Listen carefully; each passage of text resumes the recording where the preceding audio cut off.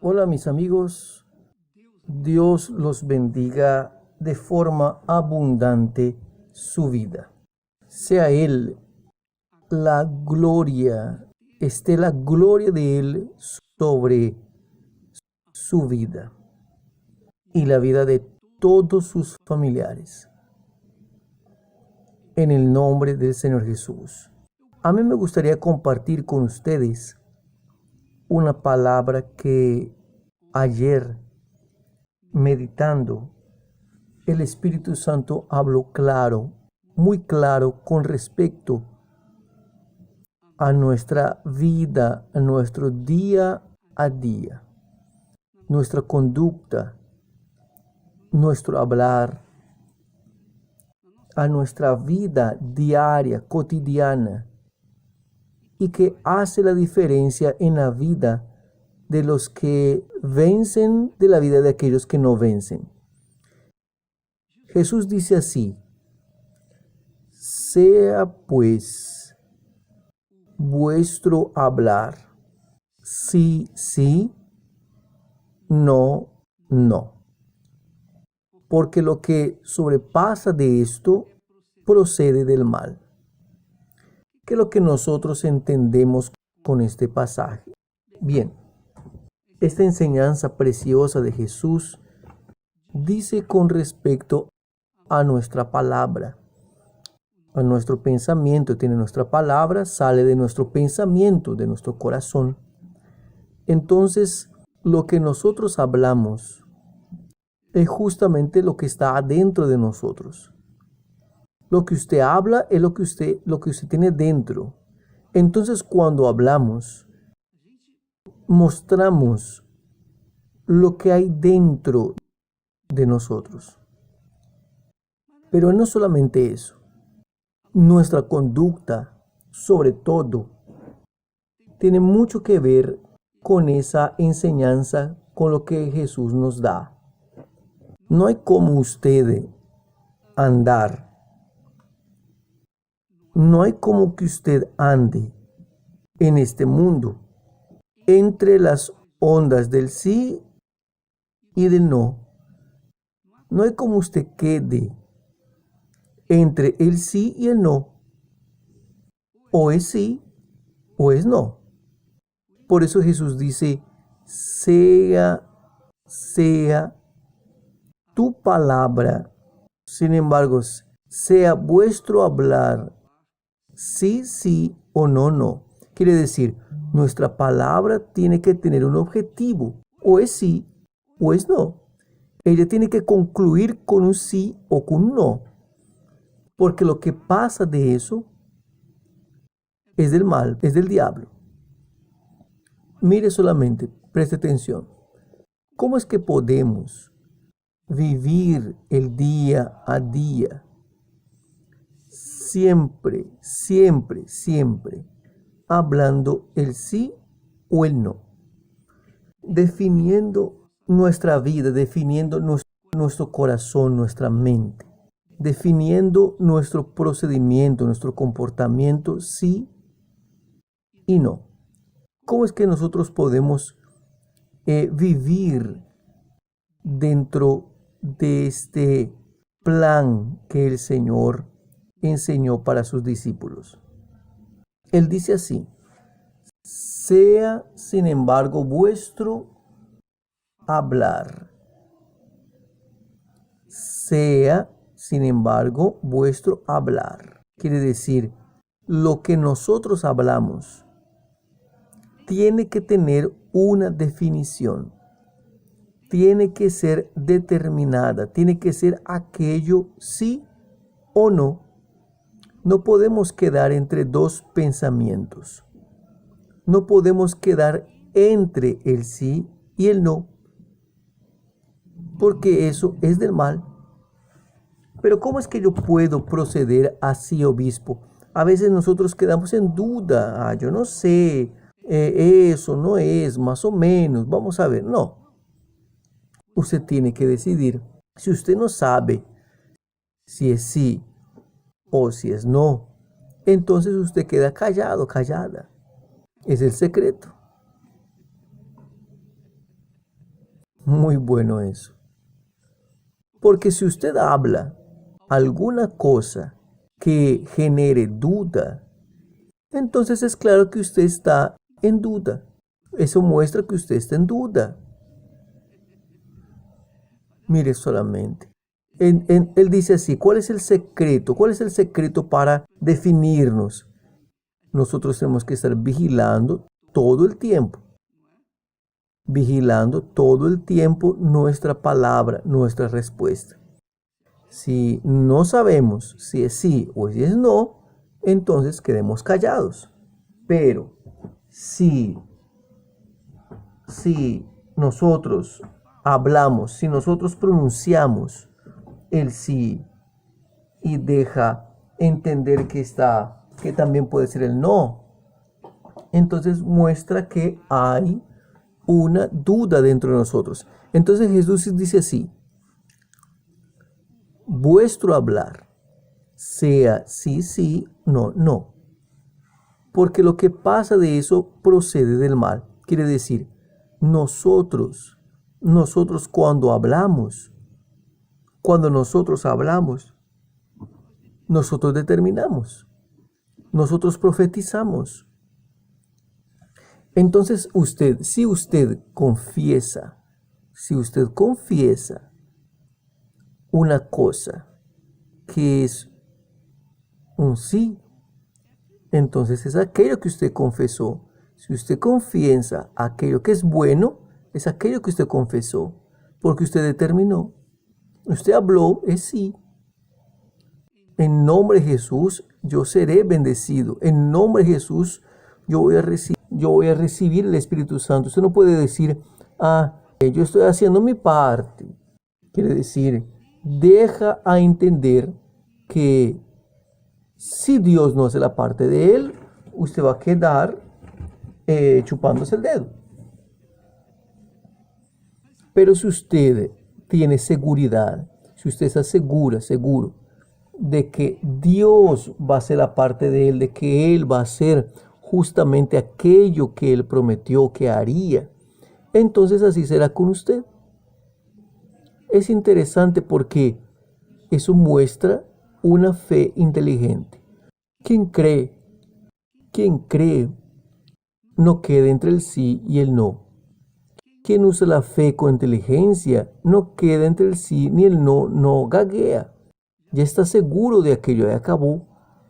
Si las personas les gusta, si las personas no les gusta, paciencia. Nosotros no podemos hablar sí o no al mismo tiempo para intentar agradar a griegos y troyanos. O agradamos a los griegos o a los troyanos. O nosotros agradamos a Dios o no agradamos a Dios. Entonces tenemos que agradar a Dios porque nosotros agradamos a Dios. Tenemos que tener una definición en nuestro comportamiento, en nuestra palabra. Por eso que es bueno, sería conveniente que la persona se excluya de en medio de los incrédulos.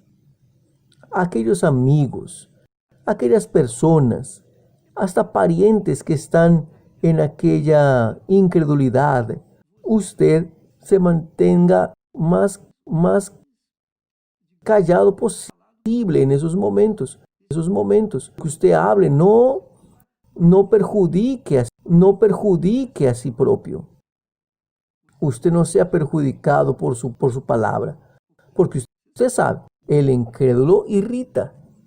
El incrédulo es como una cáscara de herida, así como hablamos el otro día, cáscara de herida. Entonces él quiere agarrarlo a usted en alguna falta, en alguna palabra, para torcer aquella palabra y llevarlo a usted a quedar confuso o en duda. Es eso el objetivo del diablo. El diablo trabaja con la duda. Así como Dios trabaja con la fe, con la palabra de fe, el diablo trabaja con la palabra de duda. Usted ha visto ahí en Génesis que usted verifica que el diablo siempre está dando un consejo aparentemente bueno, pero él, en el consejo de él, por detrás del consejo que él da, el diablo carga una duda, él deja una duda. Puede confirmar eso en la novela. Toda vez que el diablo habla, usted, preste atención, él lanza una duda. Y cuando la persona no está definida en sí mismo entre el sí y el no, ella termina aceptando aquella palabra, aquel consejo de duda, y ella termina maltratándose, ella termina destruyéndose, porque el justo vive por la fe, el justo no vive por la duda, el justo no vive por el miedo, el justo vive por la fe, por la certeza, por la convicción personal. No es por la certeza de los otros, no, es la certeza de él, la propia. Es así que la persona es justificada delante de Dios. Entonces, nosotros que vivimos en la fe, por la fe de fe en fe, nosotros tenemos que estar siempre definidos entre sí o no. Si es sí, es sí. Si es no, es no. Pronto, acabó. Acabó. Es eso. Si usted, por acaso, usted dice sí y dio y salió mal, no hay problema con eso. Usted está obedeciendo la palabra de Dios. Al final va a salir bien. Si usted dice no y sale mal, no se preocupe, porque Dios está viendo su sinceridad y su esfuerzo en querer obedecer su palabra. Pero una cosa es cierta, si usted dice sí o si usted dice no, o uno u otro definitivamente, usted comienza a trabajar en su fe, usted comienza a desenvolver su salvación, porque la salvación tiene que desenvolverla, tenemos que desenvolver nuestra salvación. Y eso lleva tiempo, usted va a tener que aprender los primeros pasos, usted tiene que aprender la fe. Yo aprendí a usar la fe cuando tenía 19 años. Hoy yo estoy con 76, va a ser 57 años. Entonces 57 años que yo estoy aprendiendo. Muchas veces yo digo sí en la certeza que es el sí, pero después digo mal. Pero aún saliendo mal, aquel error que yo cometí se volvió en un acierto. Es muy bueno eso. Y cuando yo digo no, y después, oiga, yo hablé que no, me perjudiqué, o por acaso perjudiqué a otros, aquel no trajo la justicia de Dios, hizo con que sucediera como a mí me gustaría que hubiera acontecido. Es así, es como el apóstol Pablo dice de eso. Él dice así, que y si preste atención, Pablo hace la pregunta, ¿y si nuestra injusticia promueve la justicia de Dios? Fue causa de la justicia de Dios. Ese es otro asunto, pero cabe aquí ese asunto. Por ejemplo, yo cometo una injusticia, pero aquella persona que fue injusticiada, ella fue injusticiada por mí. Entonces Dios va a agarrar esa injusticia de la que ella fue víctima, que esa persona fue víctima, y va a volverla en justicia. Nosotros podemos ver eso en la propia Biblia, porque usted ve allá en el caso de Jacob y Esaú. Esaú era el primogénito por derecho, y Jacob nació después. Entonces la bendición de la primogenitura, que significa la unción de Dios, la autoridad de Dios sobre Esaú, no vino porque Esaú había despreciado su primogenitura, pero Jacob ya había mentido, ya había engañado. Jacob engañó a su padre, aprovechó que él estaba viejo, que él estaba ya ciego, y juntamente con su madre, los dos planearon agarrar la bendición de la primogenitura. ¿Eso era justo? No, no era justo. Era una injusticia que los dos habían cometido. Pero, sin embargo, aquella injusticia fue la voluntad de Dios, porque Dios volvió esa injusticia en justicia, justamente porque el carácter de Saúl era malo delante de los ojos del Señor. Entonces usted va a ver eso a lo largo de la historia de la humanidad. Dios transformó la injusticia humana en justicia. Él hizo no para lo que hizo injusticia, sino para aquel que sufrió la injusticia. Yo me acuerdo, sucedió conmigo varias veces, cuando yo fui injusticiado, fui colocado para un lado, pero yo no quedé corriendo detrás de la justicia. No, yo sabía que Dios era conmigo, eso era suficiente. Entonces yo me mantuve firme en la fe, yo no quedé lamentándome, llorando, confesando derrota. Yo no quedé hablando mal de fulano, de Beltrano. Él me injustició, él me injustició. No, no. Yo mantuve mi fe firme en mi Señor. Yo ni sabía de ese versículo que nosotros encontramos en Romanos, si no me engaño, cuando Pablo dice: y si nuestra injusticia fuera la causa de la justicia de Dios, entonces todas las injusticias recibí de mis hermanos y amigos se volvieron en justicia. Todo aquello sumó a mi vida, porque Dios más tarde hizo justicia. Y yo estoy aquí, yo estoy haciendo 57 años que nosotros venimos luchando, quiere decir, participando de esas injusticias. Yo sé qué es eso. El pastor que es fiel, que es leal a Dios, que trabaja, que sirve a Dios, él no está sirviendo a la Iglesia Universal del Reino de Dios. Él no está sirviendo al hombre, al obispo Macedo. Él no está sirviendo al obispo que cuida de él. No, él está sirviendo al Señor Jesús.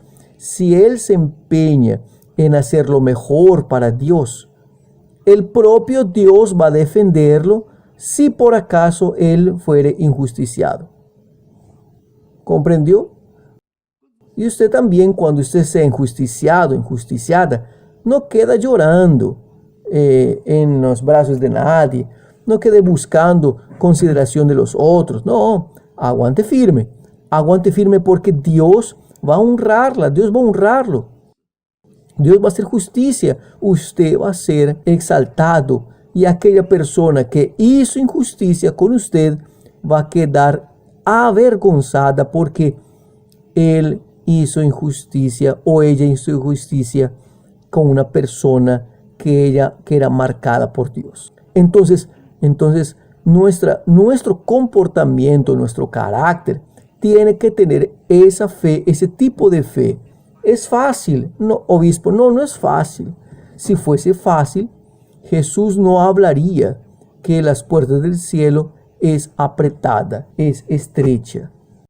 Él no hablaría que son pocos los que se acercan. Él no hablaría que desde los días de Juan Bautista hasta ahora el reino de los cielos es tomado por esfuerzo en algunas traducciones, pero en la traducción original habla por violencia. Quiere decir, tenemos que violentarnos a nosotros mismos para que tomemos posesión del reino de Dios.